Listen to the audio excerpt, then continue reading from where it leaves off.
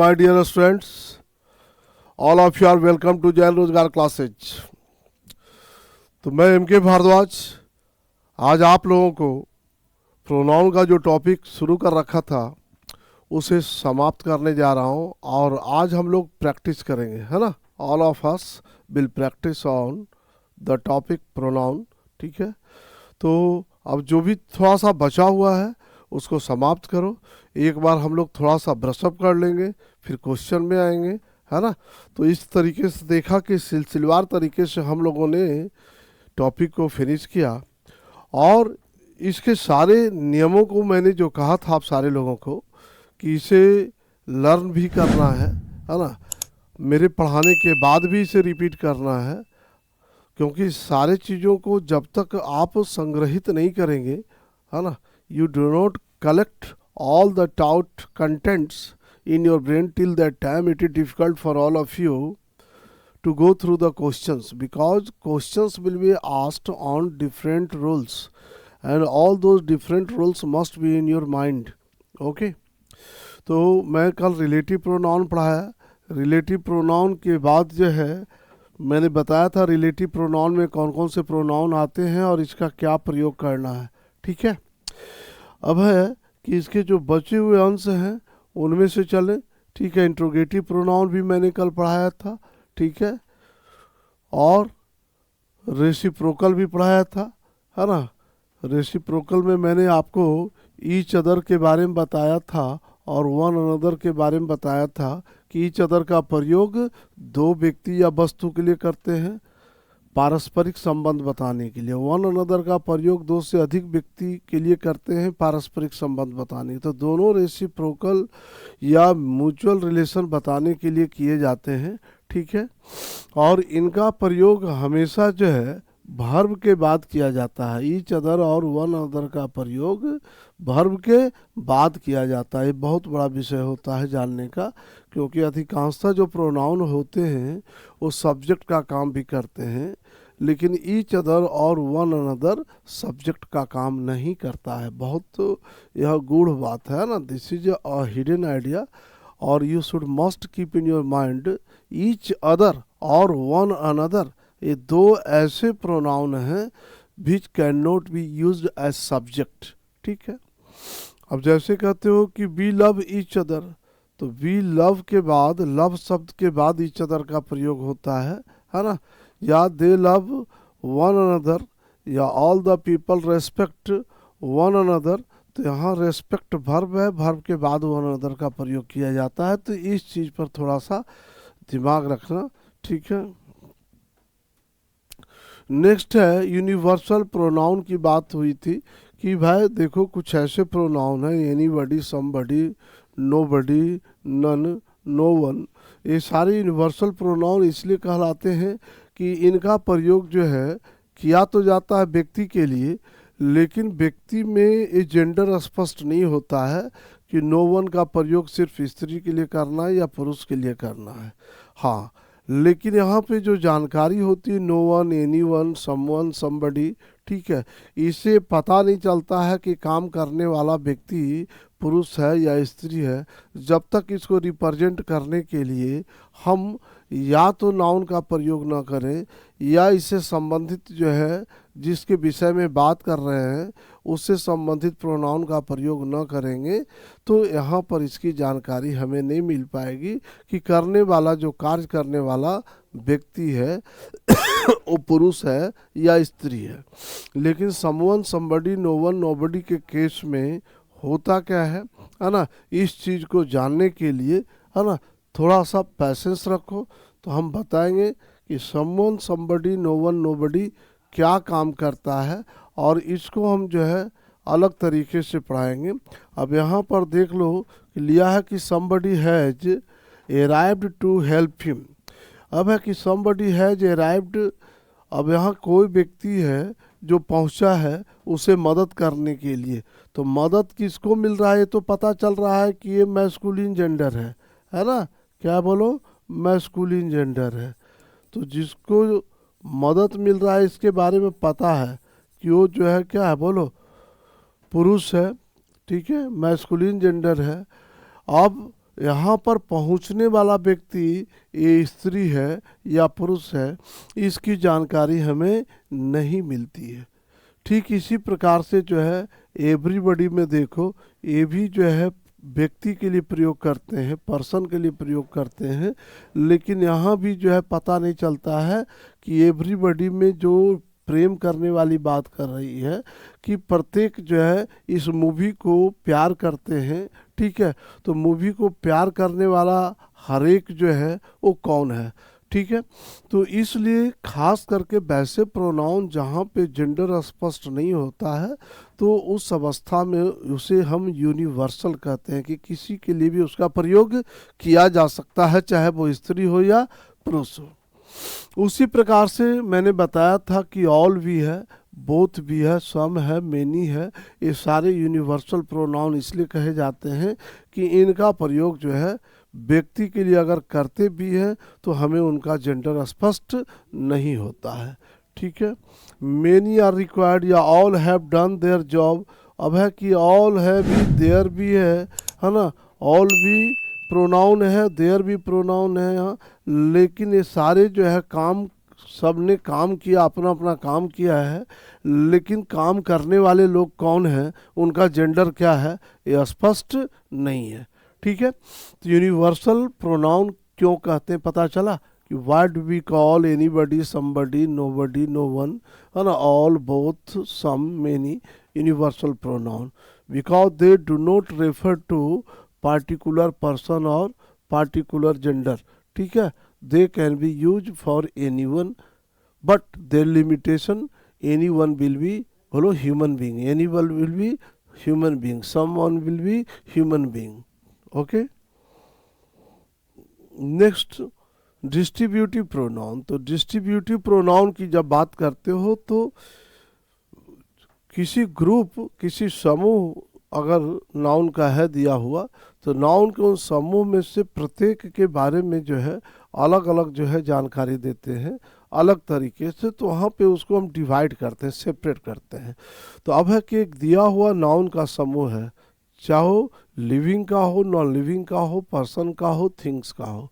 अब वो सारे दिए गए ग्रुप को अगर हम डिस्ट्रीब्यूट कर देते हैं तो वहाँ पर डिस्ट्रीब्यूट करने के लिए या सेपरेट करने के लिए जिस प्रोनाउन का प्रयोग करते हैं वो प्रोनाउन आपका डिस्ट्रीब्यूटिव प्रोनाउन कहलाता है। ठीक है, यहाँ पर प्रोनाउंस भी सेपरेट ए पर्सन और थिंग, ध्यान दो, प्रोनाउंस भी सेपरेट, ध्यान देना, सेपरेट ए पर्सन और थिंग।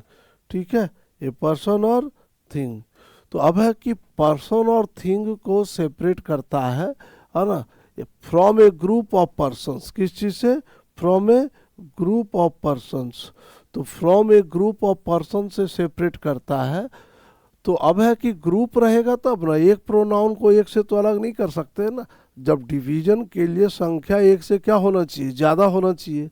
तो जब डिवीजन के लिए संख्या एक से ज़्यादा होगा तभी हम डिस्ट्रीब्यूटिव प्रोनाउन का प्रयोग करेंगे। याद रखो, when the number of persons will be more than one और more than two, then we shall use distributive pronoun to separate those given nouns, है ना। तब वो दिए गए नाउन्स को हम सेपरेट करने के लिए क्या करते हैं? डिस्ट्रीब्यूटिव प्रोनाउन का प्रयोग करते हैं, है ना। अब है कि डिस्ट्रीब्यूटिव प्रोनाउन में क्या क्या चीज़ आते हैं, इसके लिए जो है थोड़ा सा ध्यान से समझो। तो भाई डिस्ट्रीब्यूटिव प्रोनाउन की बात करते हो तो डिस्ट्रीब्यूटिव प्रोनाउन, ठीक है, डिस्ट्रीब्यूटिव प्रोनाउन में आपका आता है ना, ईच आता है, ठीक है, आइदर आता है और आइदर आता है और नाइदर आता है, ठीक है, ईच, आइदर, नाइदर, ठीक है, और नन का भी प्रयोग करते हैं, ठीक है। अब है कि ये सारे का जो प्रयोग करते हैं, ईच का, आइदर का और नाइदर का, ठीक है, ये सारे अपने साथ जो वर्ब लेते हैं, ठीक है, ये सिंगुलर वर्ब लेते हैं। ईच का प्रयोग कितना के लिए करते हैं, है ना, it is used for to persons और थिंग्स, है ना, it is used for 2 or more than 2 persons, 2 or more than 2 persons, more than 2 persons or things, persons और थिंग्स। ठीक है, तो इसका प्रयोग हम करते हैं दो से अधिक व्यक्ति या वस्तु के लिए। इट इज यूज्ड फॉर 2 और मोर देन 2 पर्सन्स और थिंग्स, 2 या 2 से अधिक व्यक्ति के लिए इसका प्रयोग करते हैं। आदर का प्रयोग करते हैं, है ना, any one of the two, है ना, any one of the two, दो में से किसी एक के लिए। ठीक है, नाइदर का प्रयोग करते हैं दो के लिए, नॉट वन नॉर अदर, है ना। अब इसका प्रयोग निगेटिव सेंस में होता है ना, और इसमें भी मैक्सिमम जो संख्या होती है वो क्या होती है, 2 होती है। इसमें मैक्सिमम संख्या क्या होती है, 2 होती है। नन की बात आ गई तो नन का प्रयोग जो है करते हैं 3 या 3 से अधिक व्यक्ति के लिए। ठीक है, इट इज यूज्ड फॉर 3 और मोर देन 3 पर्सन, 3 और more then 3 persons, more than 3 persons, है ना, और थिंग्स, 3 पर्सन्स और थिंग्स।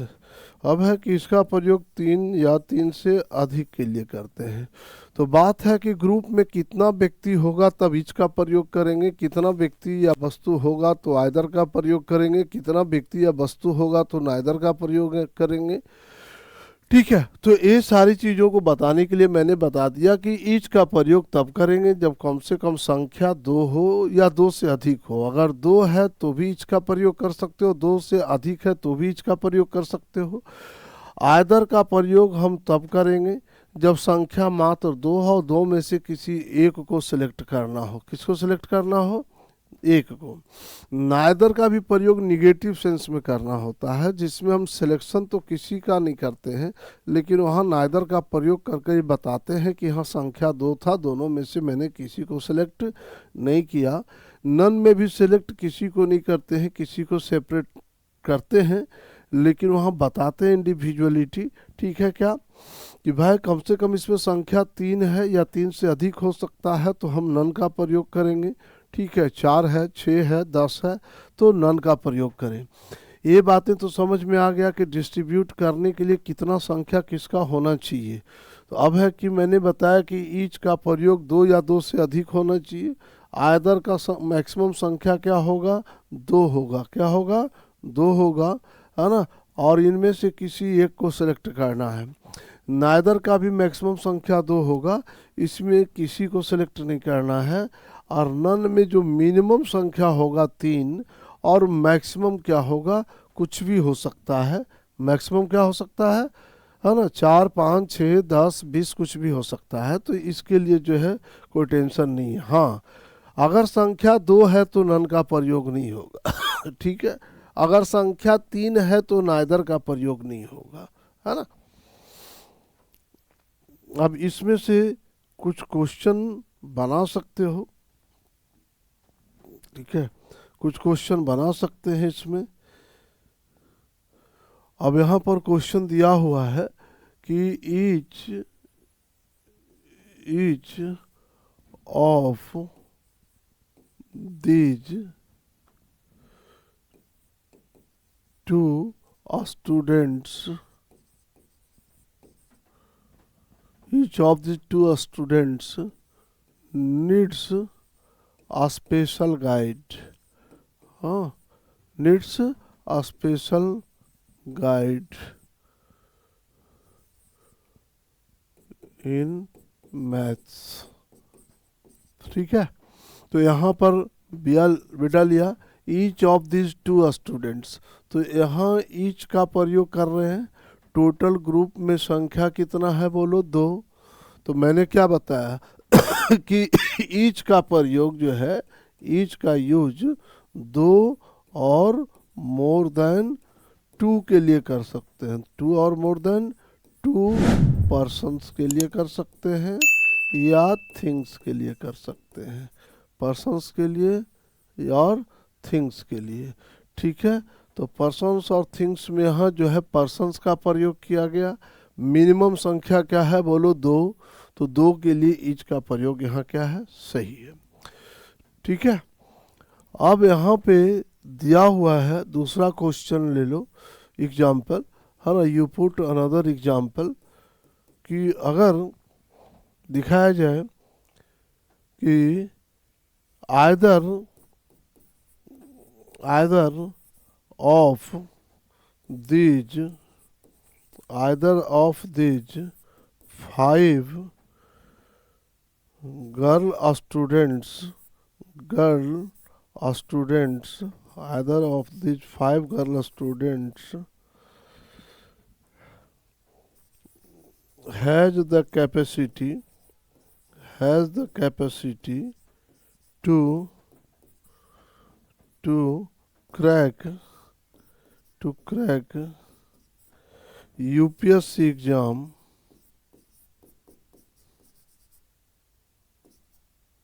ठीक है। अब यहाँ पर either of these five girl students है ना, has the capacity to crack UPSC exam.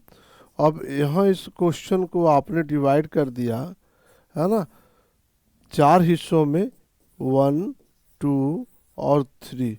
ठीक है, ये चार हिस्सों में डिवाइड कर दिया।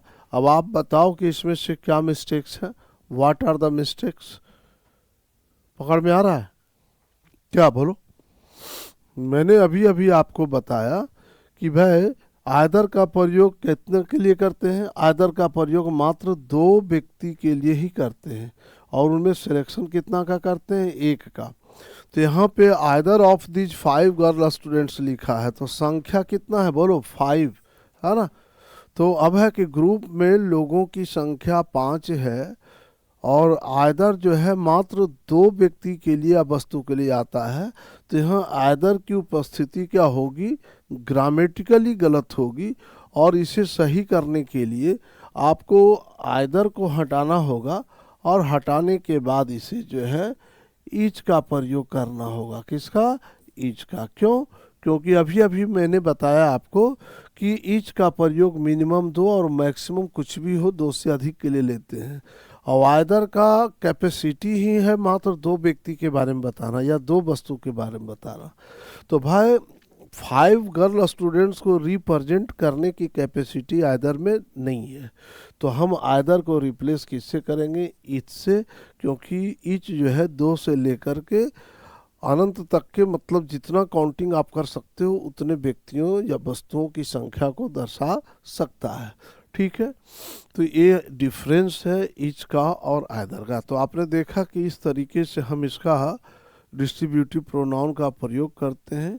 समूह में दिए गए व्यक्तियों या वस्तुओं की संख्या जो होती है उसके आधार पे हम डिस्ट्रीब्यूटिव प्रोनाउन का प्रयोग करते हैं, और वहाँ पर उन सारे दिए गए नाउन को हम सेपरेट करते हैं।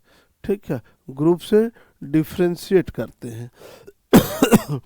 तो अब है कि डिस्ट्रीब्यूटिव प्रोनाउन समझ में आया। ठीक है, अब हम इसमें जो है पुनः वापस आते हैं आपको, तो जहाँ पे हम लोग चल रहे थे। अब है कि आइदर ऑफ है, आइदर बताया मैंने कितने व्यक्ति के लिए प्रयोग करते हैं, है ना। मैंने अभी बताया आप सारों को नाइदर का प्रयोग कितने व्यक्ति के लिए करते हैं, आइदर का प्रयोग कितने व्यक्ति के लिए करते हैं, नन का प्रयोग कितने व्यक्ति के लिए करते हैं। अब है कि every one of, any of और एनी वन ऑफ।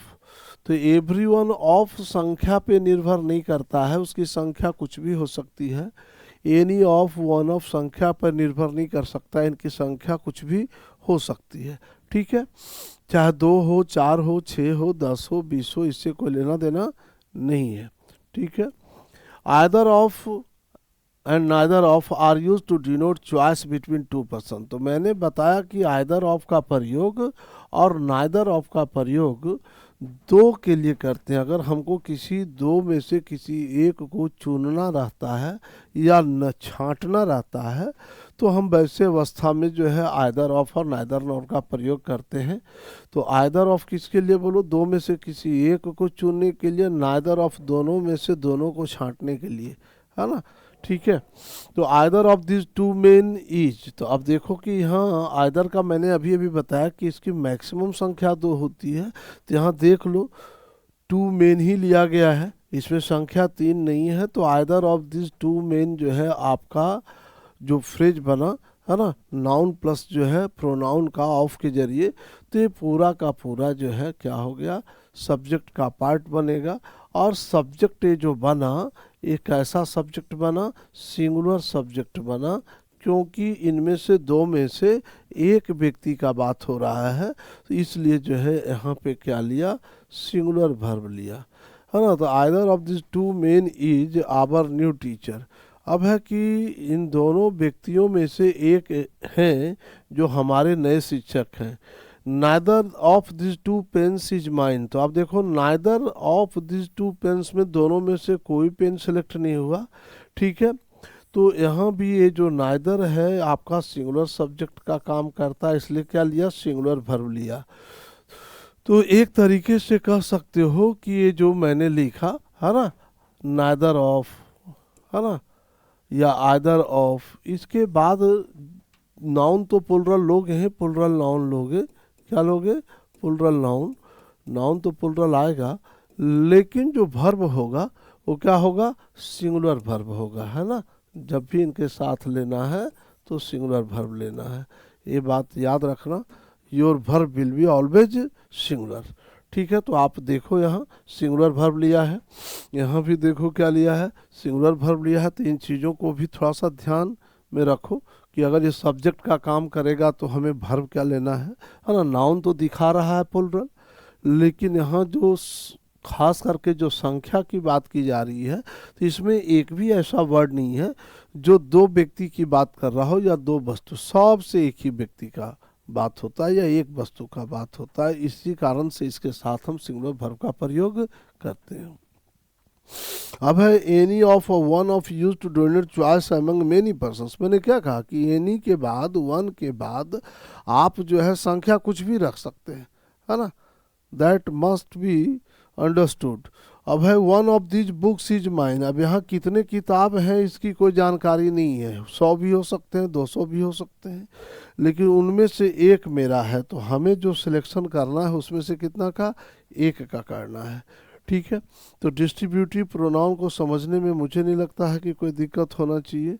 ठीक है, अब है नन की बात है, तो नन का प्रयोग हम लोग निगेटिव सेंस में करते हैं, अभी अभी मैंने बताया था।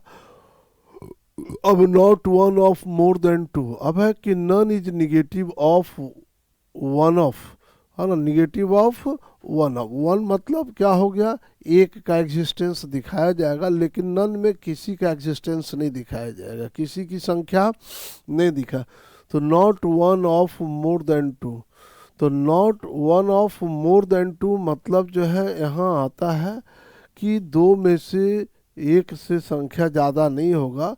जैसे none of the boys has come, अब है कि लड़के में से कोई भी लड़का नहीं आया। तो आपको मैंने सीधे समझाया था, है ना, कि नन का सीधा अर्थ समझो कि ये निगेटिव सेंस में होता है, इसका प्रयोग जो है निगेटिव सेंस में होता है। ठीक है, लेकिन none will be used, will be used, है ना, फॉर थ्री और मोर देन थ्री, थ्री और more than three persons or things, three or more than three persons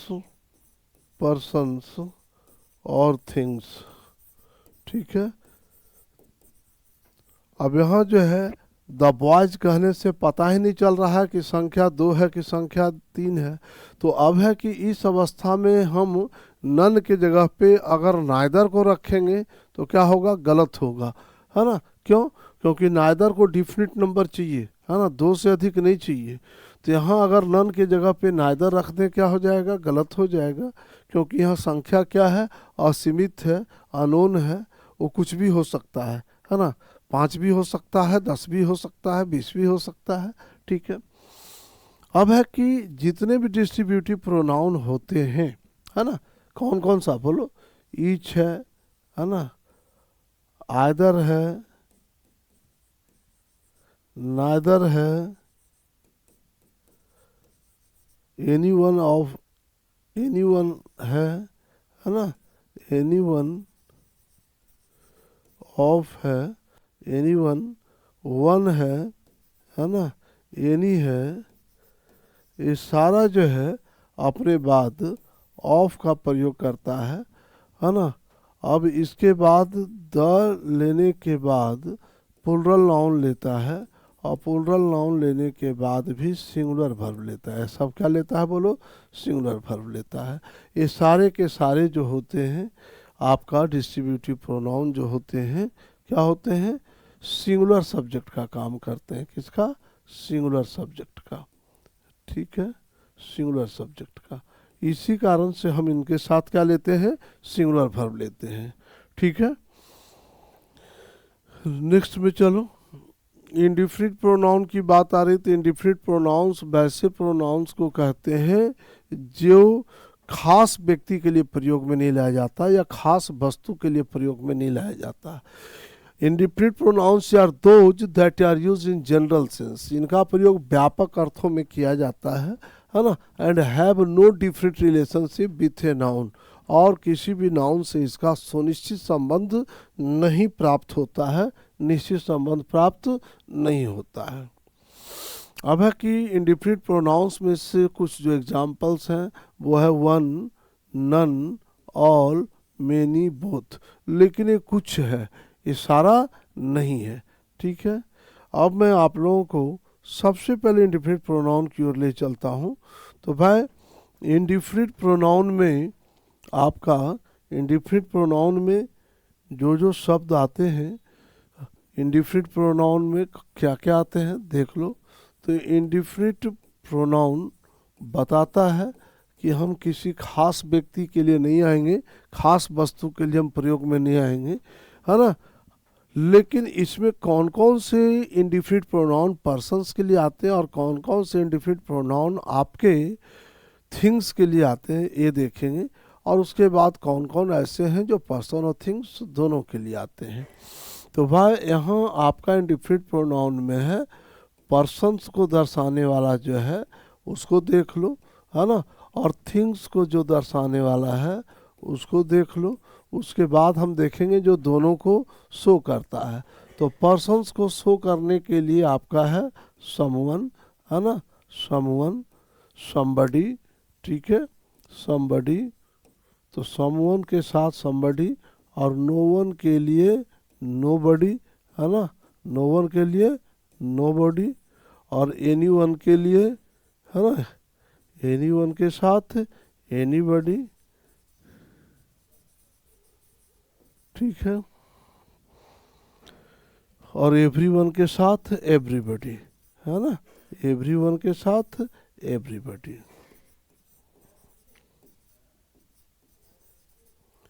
अब ये सारे जो है आपके पर्सन्स के लिए प्रयुक्त होते हैं, और स्वाभाविक रूप से ये जो होते हैं सारे जो है सिंगुलर वर्ब लेते हैं। क्या लेते हैं, सिंगुलर वर्ब लेते हैं। और कभी प्रोनाउन भी लेना हो तो सिंगुलर प्रोनाउन लेते हैं। क्या लेते हैं, सिंगुलर प्रोनाउन। उसी तरीके से आपका कुछ थिंग्स के लिए आते हैं इंडिफिनिट प्रोनाउन, जैसे समथिंग है ना, क्या बोलो, समथिंग, या एनीथिंग, है ना, एनीथिंग, या एवरीथिंग,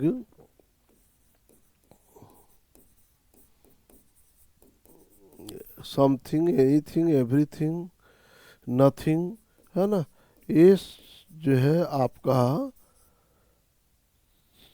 जो चारों प्रोनाउन है ये थिंग्स के लिए आता है, ये भी अपने साथ सिंगुलर वर्ब लेता है। क्या लेता है बोलो, सिंगुलर वर्ब।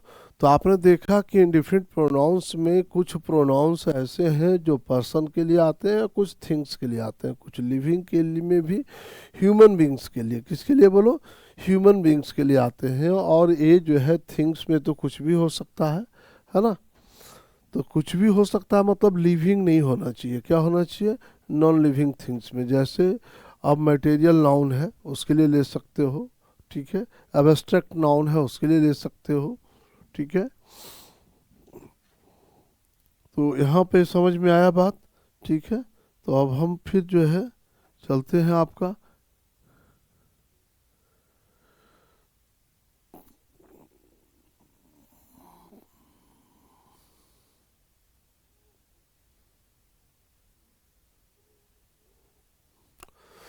तो अब है कि इंडिफरेंट प्रोनाउन में जो है हम देख रहे थे वन, नन, ऑल, मेनी। तो इनके अलावा भी मैंने दिखाया आपको कि इसके अलावा भी बहुत सारे इंडिफरेंट प्रोनाउंस थे जो कुछ पर्सन्स के लिए आते हैं और कुछ थिंग्स के लिए आते हैं। अब any and all are use both in singular and plural number. तो एनी का प्रयोग सिंगुलर के लिए करते हैं, ऑल का भी प्रयोग सिंगुलर के लिए और प्लुरल के लिए भी करते हैं। तो भाई एनी अगर जो है एनी का प्रयोग हम करते हैं मटेरियल नाउन के लिए, है ना। अगर एनी का प्रयोग जो है अनकाउंटेबल नाउन के लिए करेंगे तो ये अपने साथ क्या लेगा, सिंगुलर वर्ब लेगा। और एनी का प्रयोग अगर हम क्या करेंगे काउंटेबल नाउन के लिए करेंगे तो ये अपने साथ क्या लेगा, प्लुरल वर्ब लेगा। तो भाई यही बात लागू होता है किसके लिए, ऑल के लिए भी, कि अगर जो है ऑल अनकाउंटेबल नाउन के लिए काम करेगा, है ना, ऑल अगर अनकाउंटेबल नाउन के लिए काम करेगा तो क्या लेगा, सिंगुलर। और अगर जो है ऑल हो, है ना, या एनी हो, ये दोनों काउंटेबल नाउन के लिए काम करेगा तो निश्चित तौर पे अपने साथ क्या लेगा, प्लुरल वर्ब लेगा। अब देखो all that glitters is not gold. तो यहाँ ऑल का प्रयोग जो है गोल्ड के लिए किया जा रहा है जो मटेरियल नाउन है। तो यहाँ पर ये सिंगुलर का काम किया इसलिए अपने साथ क्या लिया, सिंगुलर वर्ब लिया, ठीक है। क्या लिया, सिंगुलर वर्ब लिया। अगर यही प्लुरल का काम करता तो प्लुरल वर्ब लेता, ठीक है। ऑल ऑफ अस, तो यहाँ देखो ऑल ऑफ अस, अस क्या हो गया बोलो, एक से अधिक लोगों के लिए है, ऑल का प्रयोग किया गया तो यहाँ क्या लिया, प्लुरल वर्ब लिया, ठीक है। तो जब ऑल का प्रयोग या एनी का प्रयोग अनकाउंटेबल के लिए किया जाएगा, गोल्ड क्या है, अनकाउंटेबल नाउन है, अनकाउंटेबल नाउन के लिए किया गया तो निश्चित तौर पे क्या लिया, सिंगुलर वर्ब। अस मतलब क्या हो गया, हम लोग क्या हुए बोलो, ह्यूमन बीइंग में भी क्या हुआ, पर्सन्स। तो पर्सन्स में जो है व्यक्ति के लिए जो है किया गया, एक से अधिक व्यक्ति के लिए किया गया। तो ऑल यहाँ किसको तो रिप्रेजेंट करता है, प्लुरल को, तो वर्ब क्या लेता है, प्लुरल, ठीक है। अब यहाँ बोथ है, सम है, मेनी है, बोथ, सम, मेनी, फ्यू।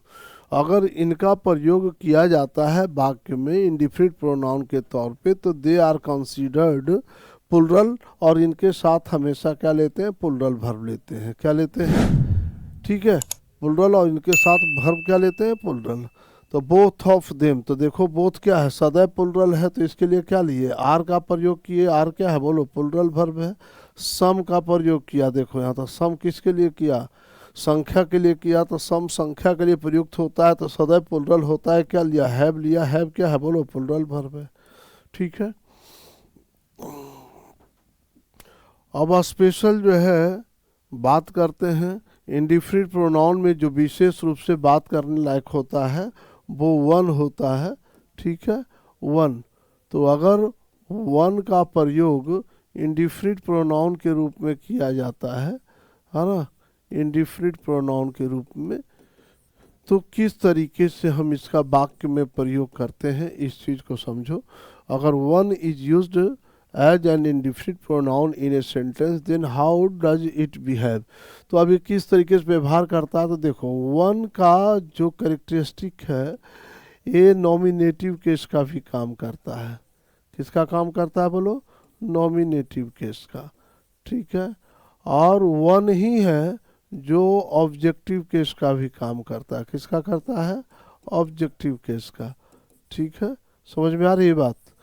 और वंस इसका जो है, वंस जो होता है ना, वंस इसका प्लुरल होता है, वन का प्लुरल क्या होता है, वंस होता है।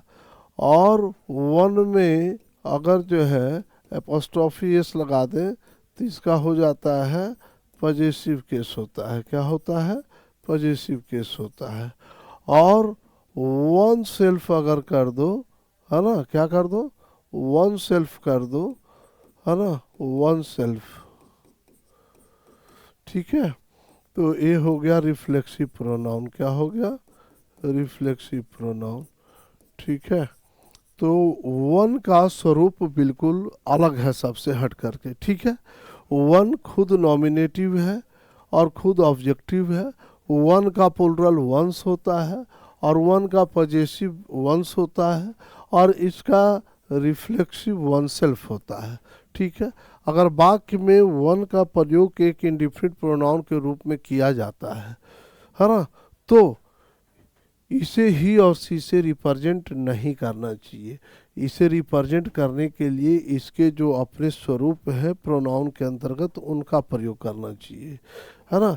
तो अब यहाँ नोट में लिख लोगे और याद रखोगे कि if one is used, if one is used as an indefinite pronoun, used as an indefinite pronoun, then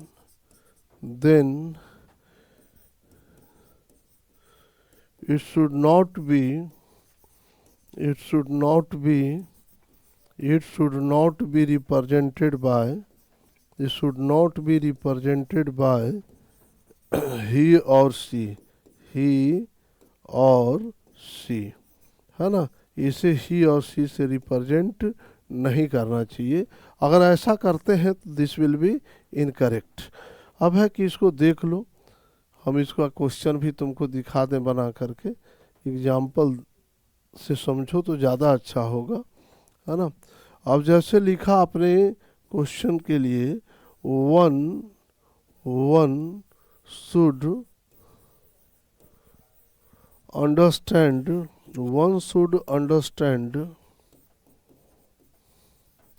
his responsibility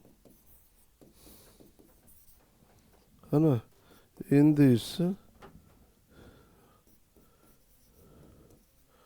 office. ठीक है, अब यहाँ पर वन शुड अंडरस्टैंड जो है फर्स्ट सेक्शन में ले लो।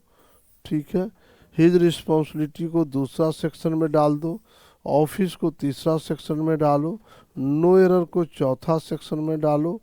ठीक है, अब मैंने क्या कहा कि अगर वन का प्रयोग एक इंडिफिनिट प्रोनाउन के रूप में किया जाएगा तो इसे जो है रिप्रेजेंट ही और सी से नहीं किया जाएगा। तो देखो वन यहाँ इंडिफिनिट प्रोनाउन है और वन को रिप्रेजेंट किससे किया जा रहा है? हिज से किया जा रहा है ना। तो वन कहता है कि हम खुद को रिप्रेजेंट करते हैं तो अपने लिए क्या लेते हैं? अपना स्वरूप लेते हैं, मतलब वंस लेंगे, हम हीज नहीं लेंगे, क्योंकि ही का पॉजिटिव केस का स्वरूप हिज होता है ना। ही के पॉजिटिव केस का स्वरूप क्या होता है? हिज, और वन के पॉजिटिव केस का स्वरूप होता है वंस होता है ना। क्या होता है? वंस। ठीक है, तो यहाँ जो है वन का पॉजिटिव केस का स्वरूप वंस होगा, इसलिए यहाँ हिज क्या है? ग्रामेटिकली इनकरेक्ट है। इसके जगह पे हम क्या लेंगे? वंस का प्रयोग करेंगे। तो इंडिफिनिट प्रोनाउन जो है वन अपना सेपरेट आइडेंटिटी रखता है और इसके प्रयोग से हमें परिचित होना चाहिए, क्योंकि इसके ऊपर भी बहुत सारे सवाल पूछे जाते हैं और बहुत सिंपल चीज़ है, बहुत डिफ़िकल्ट नहीं है, लेकिन ये जहन में, अपने मस्तिष्क में इसको बना करके रखना है कि ये मुझे याद रहे और सपोर्ट कर पाए। ठीक है, नेक्स्ट चलें।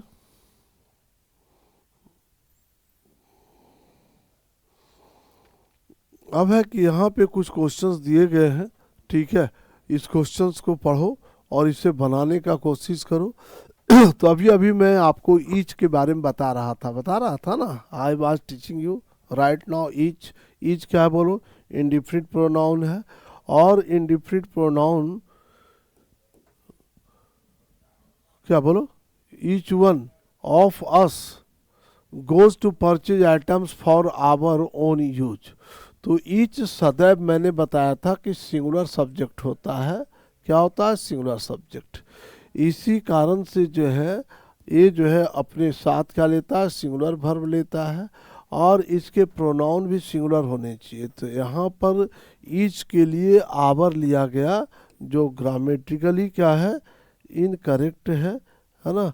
तो यहाँ इसे जो है कैंसिल करो, और इसको जो है हम रिप्लेस करेंगे हिज से। किससे बोलो, क्योंकि ईच जो है सिंगुलर होता है, और जब किसी का पर्सन दिया हुआ नहीं होता है तो हम मैस्कुलिन जेंडर का प्रयोग करते हैं, इसीलिए मैंने हिज का प्रयोग किया यहाँ आवर के लिए।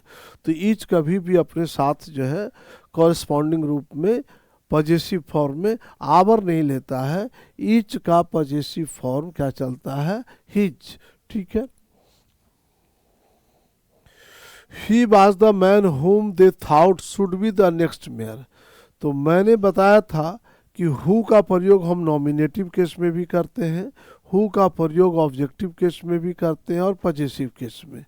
अब यहाँ पर बेटा जो है should be the next mayor, तो शुड यहाँ किसके लिए आ रहा है, मैन के लिए। तो मैन यहाँ क्या बोलो, मैन यहाँ सब्जेक्ट है, क्या बोलो, मैंने इस पर बताया था ना कि अगर जो है कोई नाउन जो है सब्जेक्ट के कॉम्प्लीमेंट के रूप में काम करे, है ना, कॉम्प्लीमेंट के रूप में काम करेगा, तो वो सब्जेक्टिव केस में ही होगा। तो ये सब्जेक्टिव केस में है, तो एंटीसीडेंट अगर सब्जेक्टिव केस में हो, है ना, तो रिलेटिव प्रोनाउन भी क्या होने चाहिए, सब्जेक्टिव केस में होने चाहिए। इसलिए जो है माय डियर स्टूडेंट्स, यहाँ पर हुम आपका क्या है, गलत है, और इसका सब्जेक्टिव फॉर्म जो होगा हु होगा। जब सब्जेक्ट आ जाएगा, है ना, तो ये सब्जेक्ट के लिए जो है शुड का प्रयोग होगा। तो he is the man who they thought, यह वह वही व्यक्ति था जिसके बारे में वे लोग सोचते थे कि उसे नया मेयर होना चाहिए, है ना, should be the next mayor. अब यहाँ पर थर्ड में देखो, salary is lower than a care taker, है ना। तो अब है कि यहाँ सैलरी की तुलना की जा रही है, केयर टेकर से नहीं, केयर टेकर के सैलरी से। तो भाई सैलरी की तुलना सैलरी से, न कि केयर टेकर से। तो केयर टेकर तो इंसान है ना, सैलरी क्या है, मटेरियल नाउन है, दोनों के बीच में देन के आधार पे तुलना करवाया गया, ग्रामेटिकली ये गलत है। ठीक है। तो इसे रिप्लेस करने के लिए आपको क्या करना है, इसे रिप्लेस करने के लिए आपको केयर टेकर के साथ एपोस्ट्रोफी एस का प्रयोग करना है, केयर टेकर्स, है ना, केयर टेकर्स। तो केयर टेकर्स जब बताएंगे तो इसका अर्थ हो जाएगा केयर टेकर्स सैलरी, है ना, केयर टेकर्स सैलरी। ठीक है।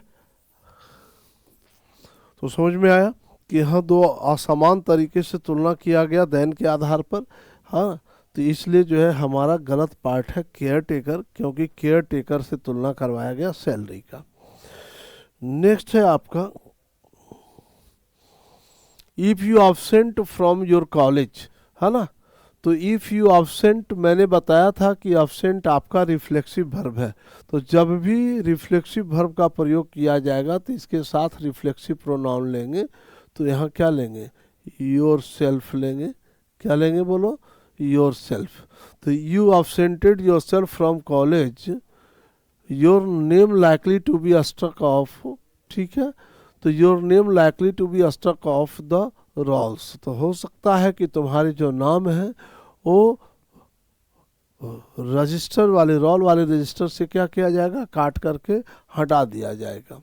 तो भाई अब्सेंट के लिए आपने क्या लिया, योर सेल्फ। तो मैंने कहा था कि रिफ्लेक्सिव प्रोनाउन के जितने जो वर्ब है, रिफ्लेक्सिव वर्ब है, उससे आप लर्न कर लो।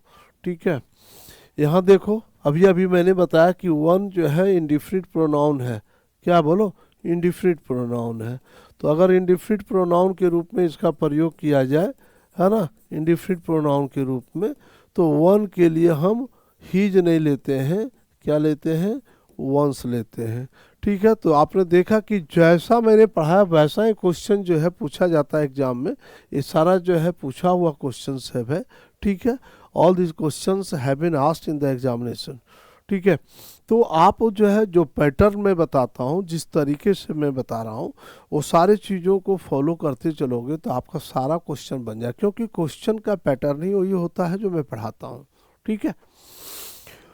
नेक्स्ट है कि इसमें जितने भी और भी क्वेश्चंस हैं, मैंने बहुत सारा क्वेश्चंस दे रखा है। ठीक है। आप उसको जो है बनाइएगा। ठीक है। आपको सारे इस पर बहुत सारे क्वेश्चंस में चला जाएगा आज, और you will practice and you will ask me in the next class if you have any problem. Okay, have a nice day. Thanks.